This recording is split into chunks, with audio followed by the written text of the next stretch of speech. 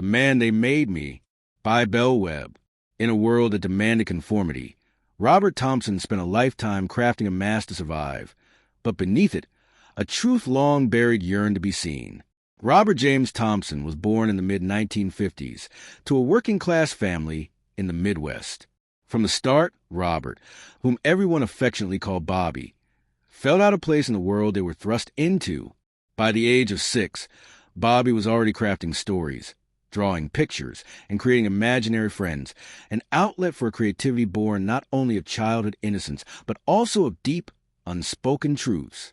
Bobby knew, even at a young age, that something inside didn't align with what was expected. But in the world of mid-century America, such feelings had no name, no room to exist. As adolescence approached, Bobby's parents grew concerned about their child's increasing unmanly tendencies. Fearing judgment from their church and community, they enrolled Bobby in a conversion therapy program. The sessions were brutal: lectures about sin, forced conformity exercises, and electric shocks paired with images of wrong behavior. By the end of it, Bobby emerged scarred, not healed. The one lesson Bobby internalized was the one no one had explicitly taught: survival meant erasure. So Bobby buried themselves deep, forging a new persona. They became Bob, the epitome of masculinity. Bob grew a beard, dressed in leather jackets, and took up motorcycling. He married a kind-hearted woman named Susan, had 2 children, and threw himself into the role of the breadwinner. Bob lived a life he constructed with meticulous care, never letting anyone see the cracks. To everyone else, Bob was a devoted father and a hard worker. But behind the facade, he lived with constant fear and shame. When he caught his reflection in the mirror, it was as if he were staring at a stranger. The man the world loved and respected was a mask, and beneath it lay a woman yearning to breathe. Yet Bob couldn't risk revealing her, not in a world that had taught him to associate his truth with rejection, danger, and disgrace. As the years turned into decades, Bob's marriage grew cold. Susan felt the distance but didn't understand it.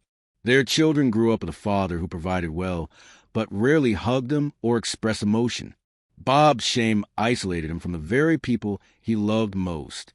By the time Bob reached his 60s, the weight of the lie became unbearable.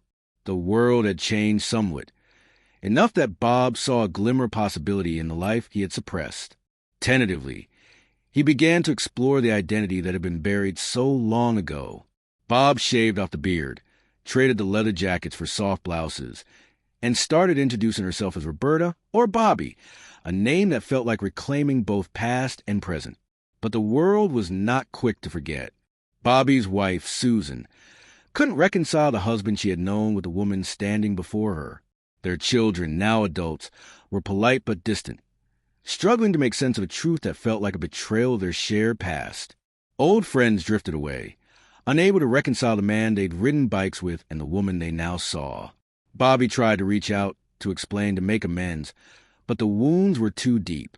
She attended support groups and found a small community of others like her, but the specter of the life she had left behind haunted her.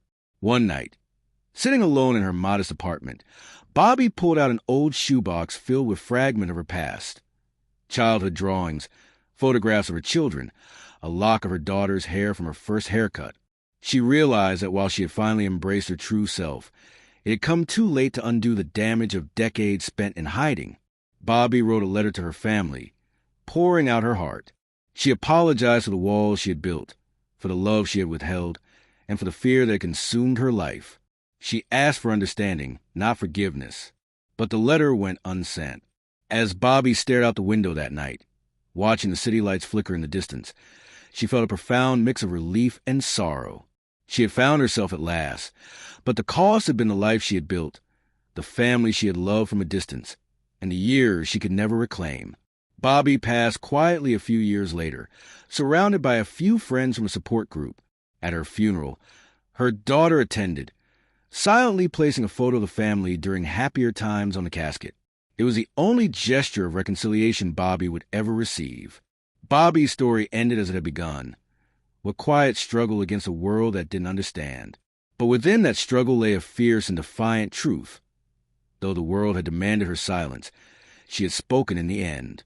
Even if her voice echoed only in the emptiness, it had finally been heard. The end.